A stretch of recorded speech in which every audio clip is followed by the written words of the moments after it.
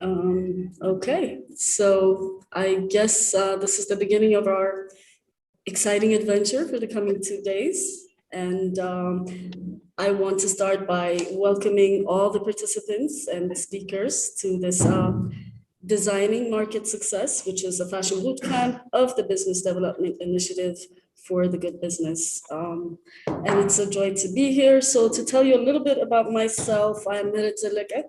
I wear many hats. I am an interpreter. I'm also a radio show host, as well as a newscaster at times. So basically, I will be trying to moderate the coming 2 days of this fashion bootcamp. And yes, so before I hand over to Catherine Others, who is going to tell us a little bit more about our bootcamp, let me say a few words about her. It's a joy to have you among us, Catherine.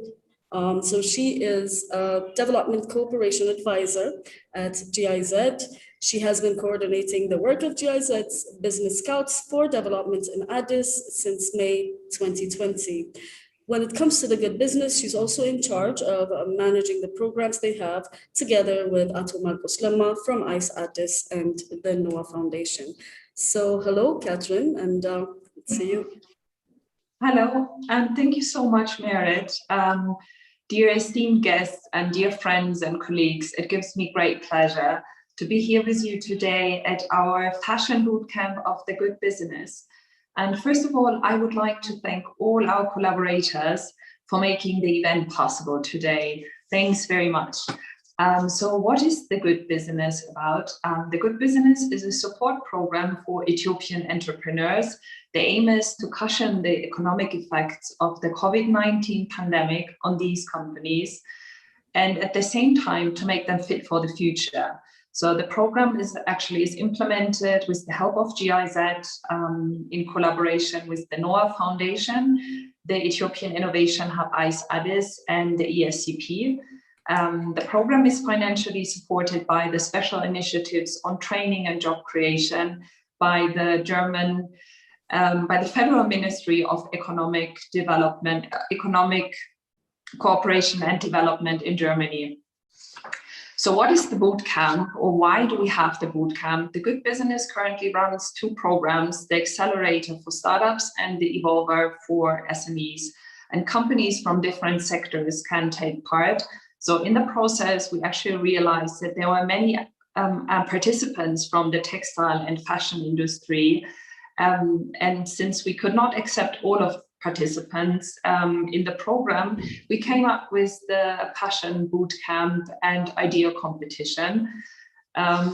So what was at the forefront for us when planning the program was to make it a practice-oriented event that gives participants inspiration and practical tips on marketing, efficient production, and sales strategies.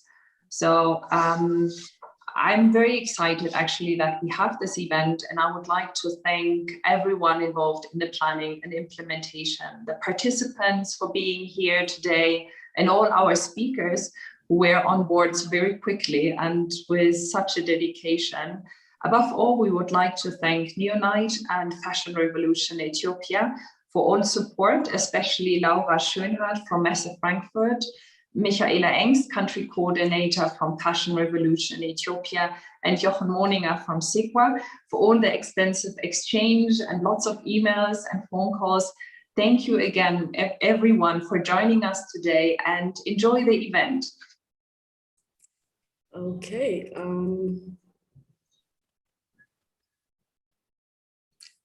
Thank you, Catherine, for that. So without further ado, I would like to now present our next keynote speaker, who is none other than Mark Gilgenman. I will apologize in advance if I have issues pronouncing the names right. So he is a creative strategist, a communicator, as well as a co-founder of the consulting studio MMO4. They develop contemporary and sustainable strategies for future activities when it comes to authorities and associations, as well as brands and corporate players. In addition to projects that they do, like the Neonite Trade Show, they also initiate their own projects An example of that could be the 2030 Summit, which is a cross-disciplinary platform where avant-garde creatives and critical grassroots protagonists meet industry stakeholders, and they try to work together and to cooperate in terms of what just launched during the last Burning Fashion Week. So in his spare time, Max also acts as a chairperson for the NGO known as Future Fashion Forward Association, and they are the ones that coordinate the Global Fashion Revolution campaign that goes on in Germany. So, see you. Hello, thanks for the lovely introduction. And so, yeah, as one can see, we are also strongly connected with Fashion Revolution, as my presentation will also show in a moment, as well as to Neonit. So, yeah, we have a lot of links here too already. Let me start my presentation here quickly. So I will disappear a bit, but you will see the content much better. So, yeah. This is, I'm honored to be here. Actually, boot camps have never been my thing in the classic way, but I really like this style boot camp. And then obviously fashion boot camp is something where I feel at home, and I'm very happy to be here. So thanks for the invitation. And I hope this is going to be like a fruitful discussion at the end. And I hope, first of all, that obviously all the participants will get out of this bootcamp being motivated to strive more for sustainability and also see the fun in it, because that's something that we are really promoting a lot. The topic here is also designing market success, obviously, because sustainability is nothing without the economic power behind it. We obviously, in order to achieve sustainability goals, they also need to be viable on the financial side. So market success is actually a very important part for somebody who wants to get into sustainability in fashion. We have, like, already a few years ago kind of started, maybe it's not a concept or methodology, but our point of view on how marketing should work. And we're calling it mean marketing or meaningful marketing as an explanation. I will go more into that in a moment. This is us. And since we're talking about branding today, I thought also I'll give you our branding. So this is the two different versions.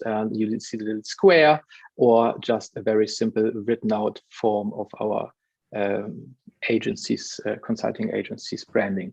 This is my business partner, Magdalena. She's actually the co-founder of the Green Showroom, which was bought by Messe Frankfurt many years ago, and which later became Neonit. And actually the whole communication package of Neonit, the concept of the hub that Neonit is, including conferences, all kind of different formats, that was also all co-developed by us. And this quote here, I put it to the beginning because it is one of the most important things that we always promote, where we say, actually, fashion, we're not just in fashion because the fashion industry should become more sustainable, but we believe fashion plays a bigger role, because fashion is so influential on culture, on lifestyle in general in this world that is very consumer driven. And we believe that if fashion plays a front row kind of role and is a role model for other consumer areas, other lifestyle industries, then sustainable fashion can really be a game changer, and not just change the fashion industry, but actually overall change or influence strongly the lifestyle industry. So that's why we always say it doesn't matter also if you work for maybe governments or NGOs that are not about fashion as a product. Still, we use the language of fashion because we believe that it's very good for communication of complex topics like sustainability. And you can't argue away this complexity of sustainability, but you can break it down with a language that maybe also kind of triggers emotions. So you get an easier entry into the topic. We can't reduce the complexity of sustainability, but we can make it much easier and way more fun to start thinking about sustainability and getting engaged with it. That's me, and in that sense also maybe the bit more networking and communication based guy in our consulting agency. So in order to really create change and to push this transformation that the industry and the whole world is actually going through, obviously we also concentrate on decision makers to help them create a really good communication around sustainability and based on good strategies, obviously. When I'm saying decision makers, this can be CEOs, but also can be people in the government here in Germany, but also can be startups, since they might become future decision makers, or they're also decision makers in different levels. So for us, it doesn't really matter who's our client in this sense, where they're coming from.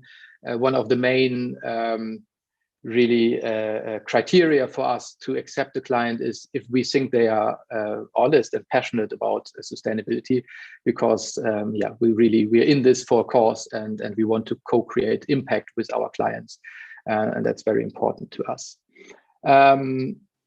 This is a bit more the let's say second level communication. I'm already going into kind of our style of communicating. We always try to have like bold messages at the front, but then also directly linked to it have more explanatory levels of communication, because that's what sustainability needs. Again, as I said, like it's easy to break things down to a short message, but to really communicate all the complexity behind it, you can't do that. So you can only use these short messages as a trigger to lurch people into then getting more excited.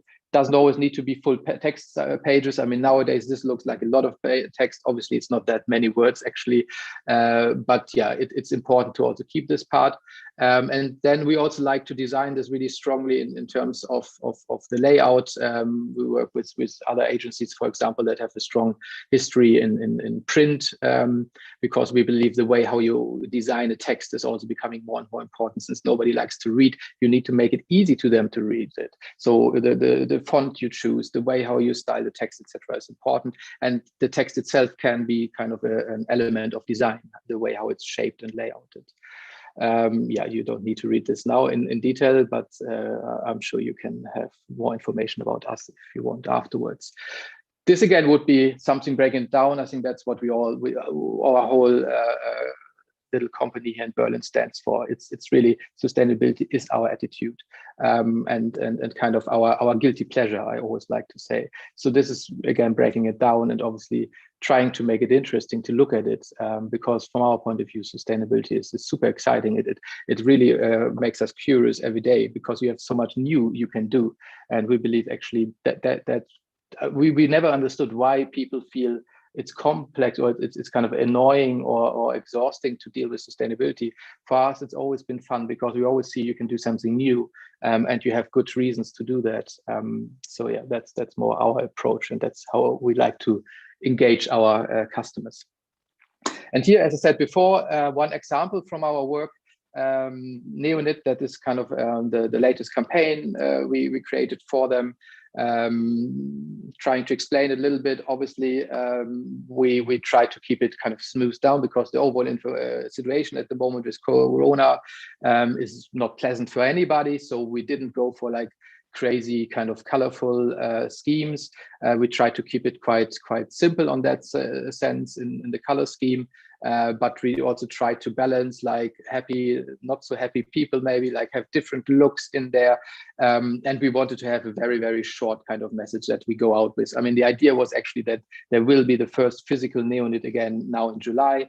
Unfortunately, as last week or previous week was announced, the Frankfurt Fashion Week will again, or for the first time, happen in a digital way. So it's the same for Neonit. So we again have to wait one more season.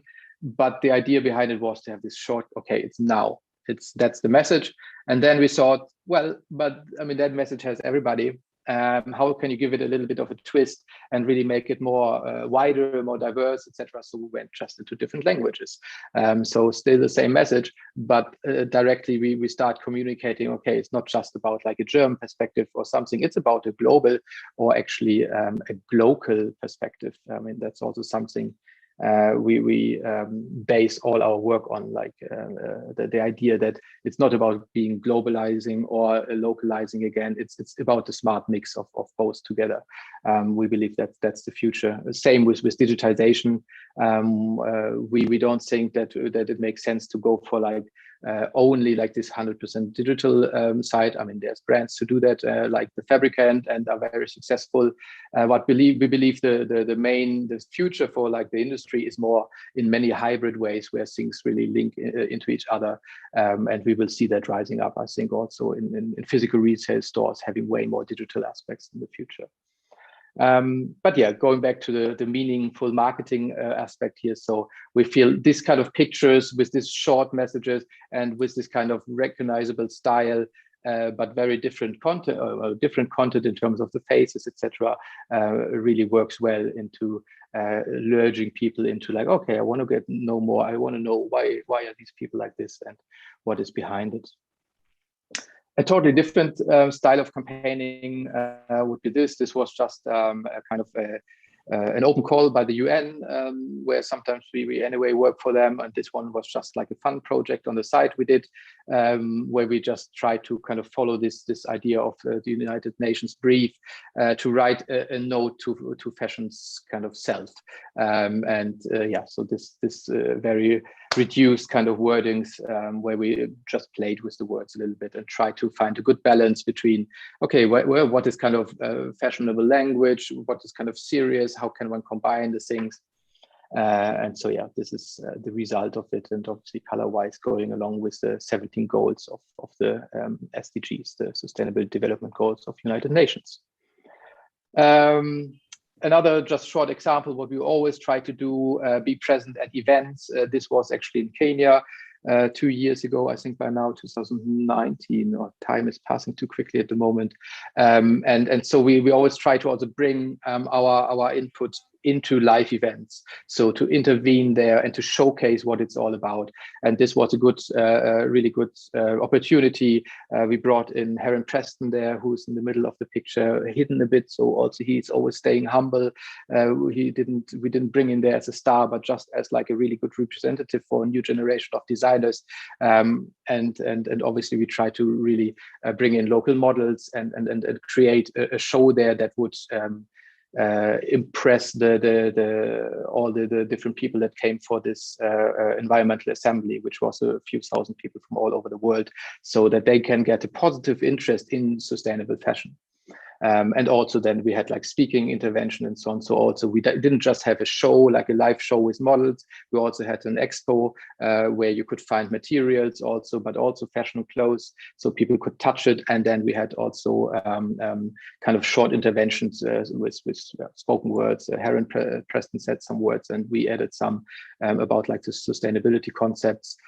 So you really have like a holistic approach to communication. People can see it and experience in a way. You can also touch it, and they can hear about it and get more into detail through either written or oral information. This is also, again, I mean, something just another focus on it, style and show what you got. I mean, obviously every fashion brand does their own stylings, etc. This is a bit of a special setting, which we always used to do for Neonet. Unfortunately now not in the last 1 year, since there's no physical shows, but you used to organize fashion shows, and we made them into editorial fashion shows. So we mixed and matched different brands, and we wanted to showcase kind of what sustainable fashion from brands all over the world is about now, and that you don't have to hide anything in terms of styles. This can really compete with any other kind of styling nowadays. Might still be a bit more complex to find all the brands if you're not into it, but we always try to set the scene to say, guys, there's no excuse anymore not to work with sustainable fashion, because you can do everything with it. Might be a little bit more work in research at the beginning, but then it's also so rewarding to see what you can do with it. So yeah, again, styling and showing how you can style things from our point of view is also very important, because it's still also a lot about inspiring the consumers and really bringing them ideas on what you can do with sustainable clothing. And there also we would always advise, even if you are a brand and you obviously want to push your own styles, first of all, it does make sense to cooperate with others and to showcase the consumers, first of all, because that's, from our point of view, the main interest at the moment, to understand, oh, sustainability in fashion, you can really do a lot with it. And if you're a smaller brand and you don't have this huge collections, then you can't really showcase the whole width of what you can do and style with your clothes. So it doesn't make sense to cooperate with other brands and maybe create like smaller editorial photo shootings where 2, 3, 4, 5 brands might be coming together, and you can show much better like what's the potential if you buy into sustainable fashion as a consumer. Then also content creation, everybody knows about it, but we have a bit different approach to it. Obviously, we also create kind of content just for social media on a more visual way, but we always try also to combine that with senseful, meaningful wordings. But for us, content creation is also more than that. For example, writing white papers and really giving your idea, your view on the world, your visions on where the industry should be going, and you with your brand will be going, to give this more space, also in written form, but obviously presented in a nice way. So this is an example how you can easily create some interesting kind of graphics that kind of just gives you a mood for the whole thing, and that creates the whole thing, makes the white paper much lighter and more interesting to look at, and so the chance that people will read it will be higher. This was done for the Berlin Fashion Week, since we had like done some interviews with stakeholders about the understanding of sustainability. And then this was kind of the part where I just presented briefly like some of our work here. Fashion Revolution in Germany, that is something we've been doing since the beginning of Fashion Revolution. We've always been in contact with Ursula and Carrie, actually one of our co-founders of Fashion Revolution Germany, or the NGO is called Future Fashion Forward at the moment. Actually used to be an intern at Ursula's upcycling brand back in the day. So we had a very strong connection there. And so we went into Fashion Revolution.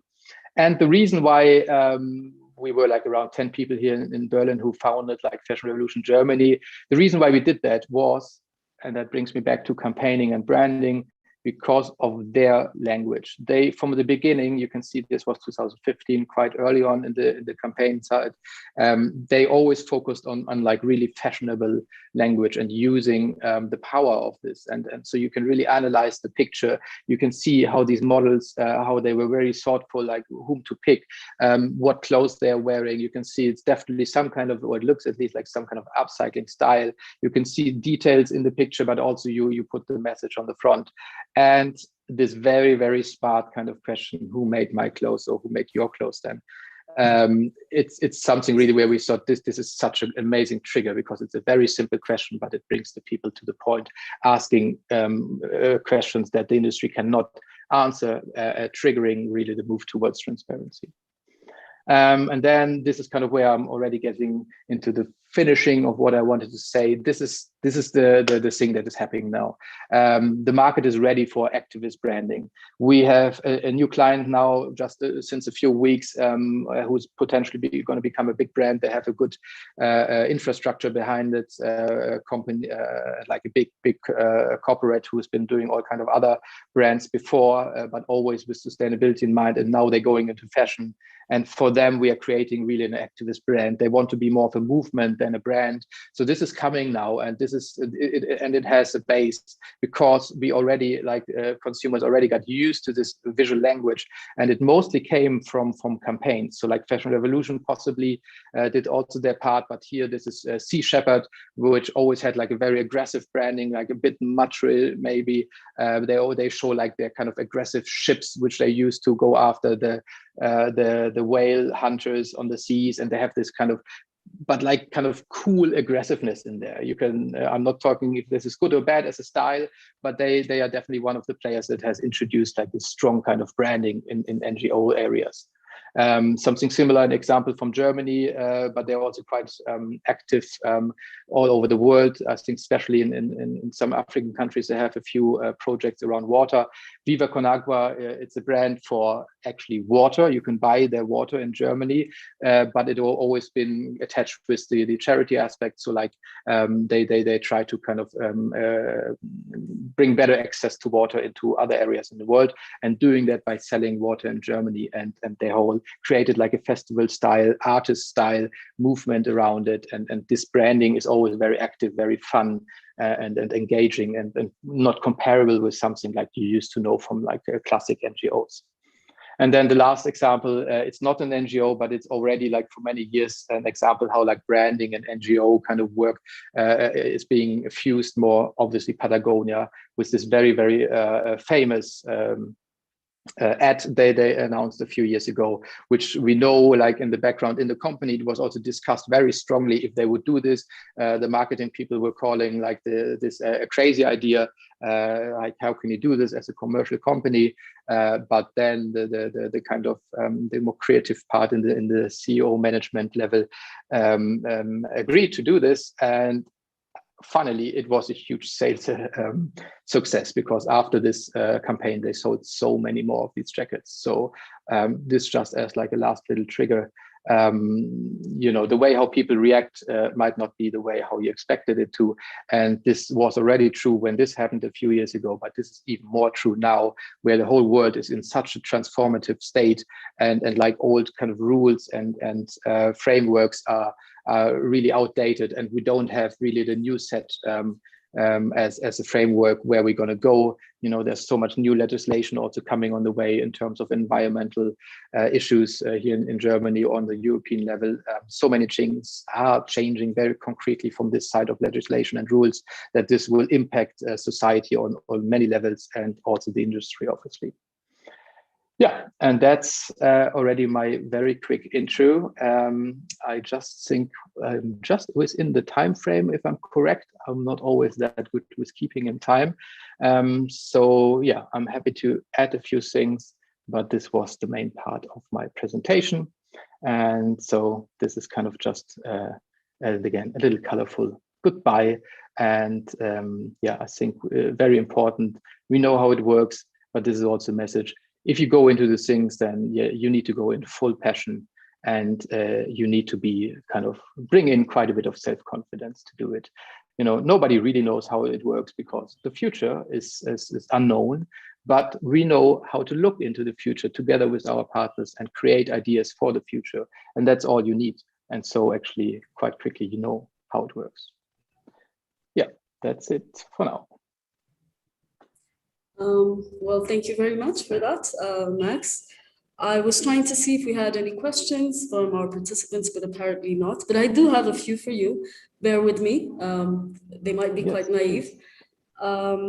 Because when you talk about, because, when you talk about the potential of sustainable fashion, it's beautifully said, like, do you think that aggressively going forward would apply to all the markets? Because there are so many differences when it comes to how much people know about what goes into what they wear, because fashion is very glamorous from the outside for the everyday Joe.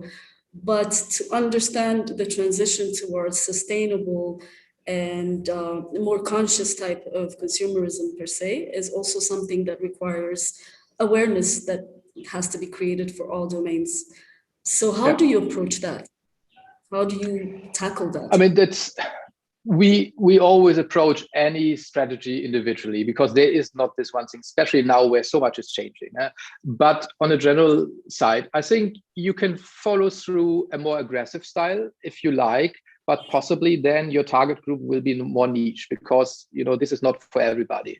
But this might be a very valid strategy for your brand, depending from where you're starting and what kind of brand you're trying to build. If your vision is from the beginning, I want to be the next Patagonia, and you have maybe some investors to back up this vision, I would suggest something else and start differently and more mainstream oriented probably, and less aggressive. Unless, in a certain way also, if you do it really on purpose, you could probably also go into a super aggressive one kickstarting campaign, and then take that back a bit and tone it down, and you really just use it as a icebreaker, let's say. But for us, we would always suggest like not to do it too aggressively. I mean, it might, even if that might be a successful strategy, it doesn't apply to our understanding of sustainability. And that's maybe something also personal, as I said. I mean, we are quite strict in our idea who we want to work with, but we follow a very, very holistic idea of understanding of sustainability, and that includes diversity, inclusion, all the cultural topics. Actually, maybe that's something I should have said from the beginning. Our point of view on sustainability is holistic in the way we believe there's a fourth pillar that has been heavily ignored in the last couple of years. It's explainable because it was so much about technology and about like the industry, how you can change the economy, etc. But actually, it's the culture that we all have, and that makes society work in a certain way or not. This is the thing. If you want to implement sustainability on the social level, the economic level, or the environmental level, you need to embed it in the culture. And this is something where we believe aggressive campaigns have a limit in that. You know, they have a reason to be there. Sometimes, obviously, also, especially a bit more old school campaigning was super aggressive and successful. I mean, Greenpeace detox campaign was very aggressive in many ways. I mean, but towards the industry, not towards consumers. Maybe that's also something one has to differentiate there. But they were also very successful. I always thought enormously. I mean, I never understood why the industry was getting so kind of small in comparison to what Greenpeace was asking them to do. But yeah, very successful after all. So there's not this one rule, but depending where you're starting, I would say you should choose a path that fits you. And well, we usually like to be a bit more humble in our communication and then surprise people with more instead of being shouting and then taking things back after all. Okay, so I also have another one as a continuation to that. I just want to know how it worked for you, like when it comes to sales and creating awareness, when it comes to your experience, were customers loyal or were they discouraged? What happened? And then also attached with that, when it comes to the price as well, are people ready to pay a reasonable price when a product is deemed sustainable? So how do you agree the prices and the changes as well? Yeah, I didn't fully get the first question. Like, from what perspective was that? Well, the perspective that I was trying to have is in terms of once you're creating awareness, how do you handle the sales? Are sales better off? And are customers more or less loyal to their brand once they know that they're purchasing this type of product? Yeah, right. Yeah, well, I mean, it's not like we don't have really good numbers on this because usually, I mean, we don't have many clients directly from the retailers. Actually, we're starting to work with online platforms now. So like there will be coming a lot of data probably. But from what we have perceived in the last, I mean, obviously a lot of things are changing right now, especially because of Corona, and it's not 100% clear yet how it's going to come back. But in general, the loyalty to brands that focus on sustainability is way higher.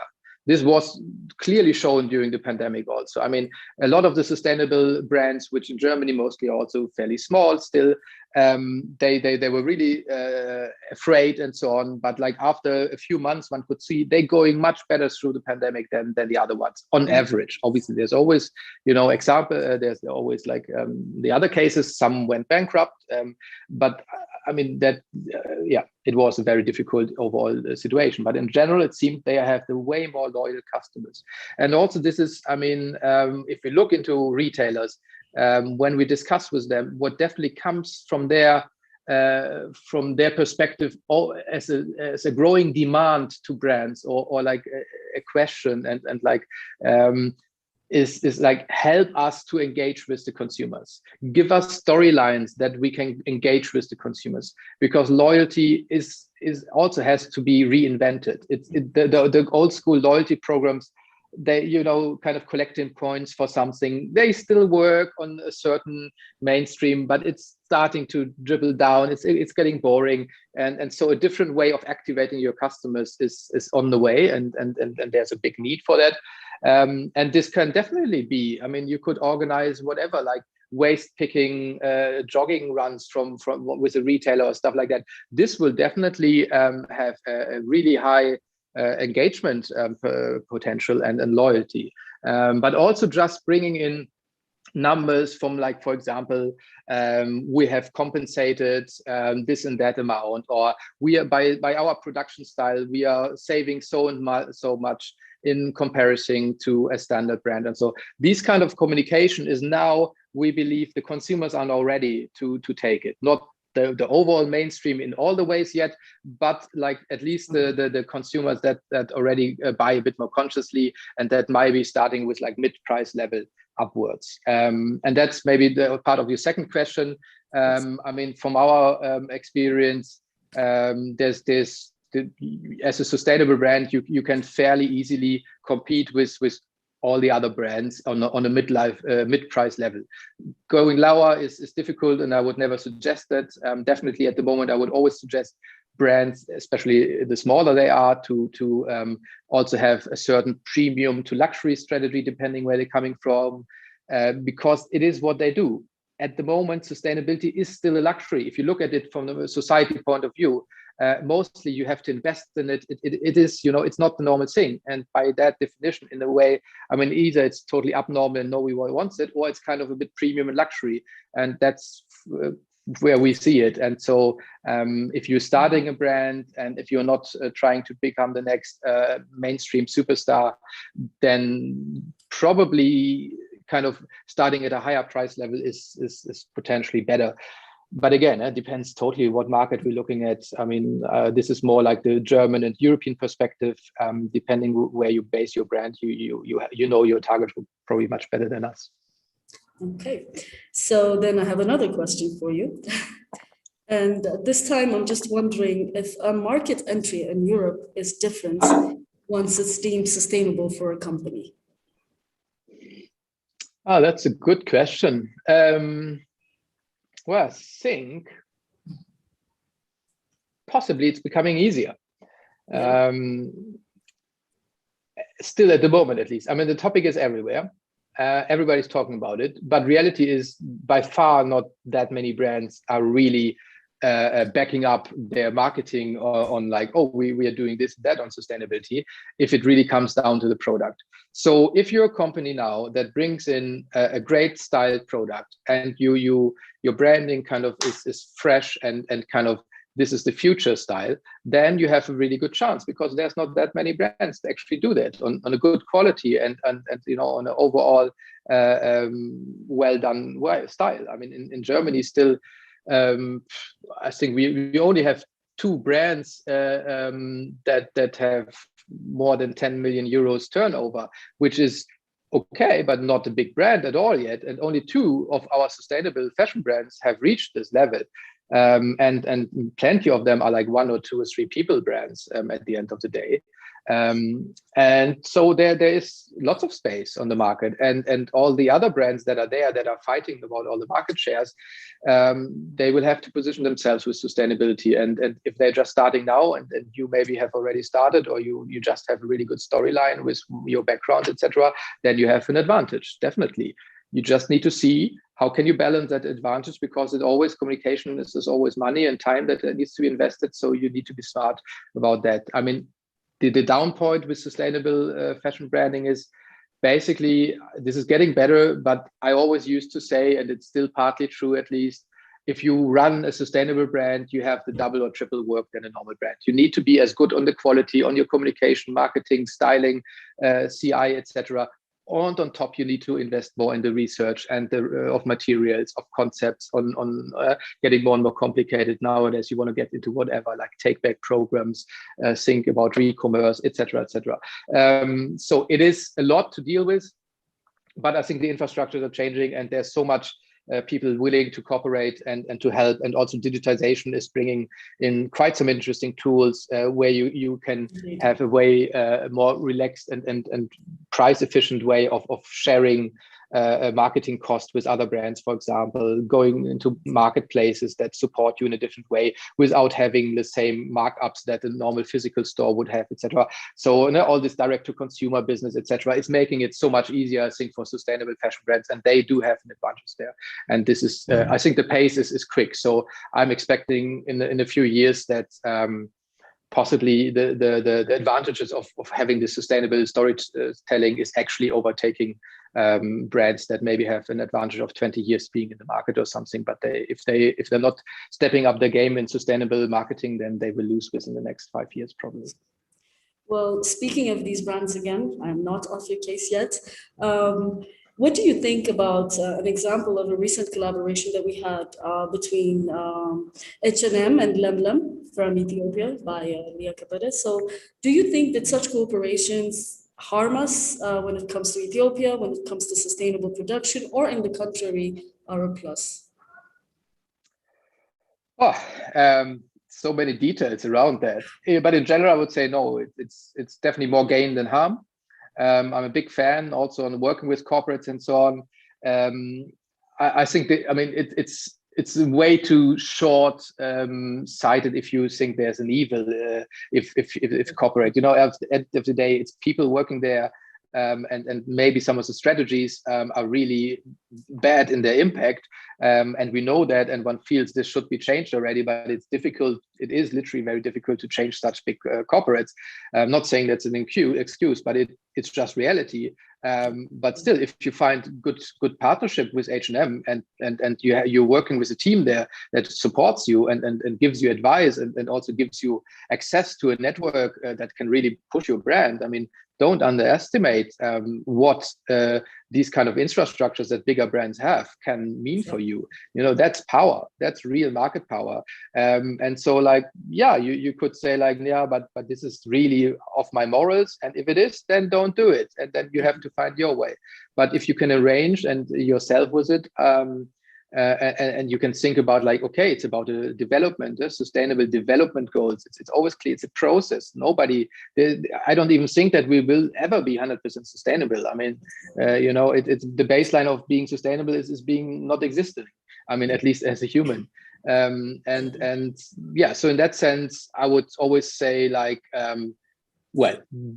be critical, be very critical, because that obviously they have an interest. Nobody is going into such a partnership just for fun and because they love you and your work is the most amazing. They always have an interest for themselves. So be conscious about that but also use your own power, because there's a reason why they want to work with you. You got something they don't have, and you should use that and then make a fair deal.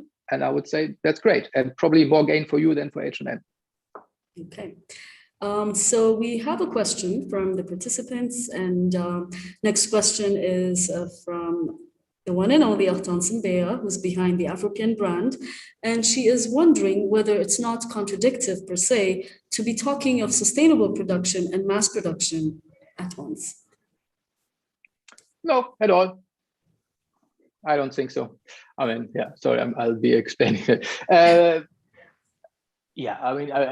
question always arises. It's a bit the same, or it goes a similar direction from my point of view as can fashion ever be sustainable? It's trend based. The idea of fashion is to change regularly, and then obviously, I mean, how is that supposed to be sustainable? But for me, that's not really the question. I mean. That's the goal, and we need to find the solution. And I believe it's definitely possible. I mean, there's a lot of change to happen. I mean, the consuming behavior needs to change. There needs to be different legislations. There needs to be different kind of infrastructures in terms of the supply chains. I mean, there's so much waste in the supply chains still, or in the value chains, and that needs to be eliminated, and the overproduction, et cetera, et cetera. So. A whole range of topics, but I mean, what are we talking about? I mean, where do we want to go? From my point of view, there is some really common goals, and the SDGs are formulating them fairly well. even though if maybe not sharply, but from my point of view, if you combine the SDGs as a framework and then apply kind of circularity as a thinking on how this can be applied in today's industry, then one can quite quickly actually see ways on how to achieve this in the next couple of years, or at least be on a good way to there. And then scaling up is necessary. I mean, about how many billion people are we talking on this planet? And I mean, yeah, slowing down consuming is a nice idea. But my problem always with these kind of concepts of slow fashion is, I mean, me personally, I love it. I love to buy from small designers, and I really nourish that. I'm a real huge sucker for crafts. That's actually more my personal passion. If I look into design and textiles and so on, but that's not how I see the future of the industry. The industry is going to stay an industry. It's billions of people that want clothing, and we need to find solutions for that, and they need to be sustainable. And this can, from my point of view, only be achieved if we more and more go into a circular concept, including re-commerce and recycling and upcycling, etc., but also in terms of like chemical or organic cycles. So the material input at the beginning or at design before you actually produce the garment needs to be based on circularity, and then we can really have a totally different use of the resources. Not saying this is happening very easily, but this is happening now, and circularity really is coming into application now. Also, there's new laws here in Germany already, and some coming up on the European level. You know, the idea of circularity is now around 40 years old. The first laws on it, or first mentioning in laws in Germany, at least 28 years ago. And if you think on how societies kind of develop normally, it takes 1-2 generations for change to properly happen. But I think the perspective that circularity is now being properly applied into industries is pretty high. And I'm sure this is going to be one of the main triggers to achieve 2030 goals and beyond. Well, okay, I guess that sums it up for now. I will just have to say thank you to Catherine and to Max and to all the participants who have kept us company. Just a short note on how we function. Basically, we have about 20 minutes for each keynote address, followed by about the same amount of time for the Q&A sessions. And we usually log out and then log back in with another link. I hope that everybody has gotten it. So this would be the part where I say thank you to everyone, and hope that you'll join us in the very next session that will start in a few minutes. Yeah. Thanks also to everyone and to you guys. Great job. I hope your fashion bootcamp is going to be a great success. See you soon. See you soon. Thank you. All right. See the rest of the participants as well. See you in the next session.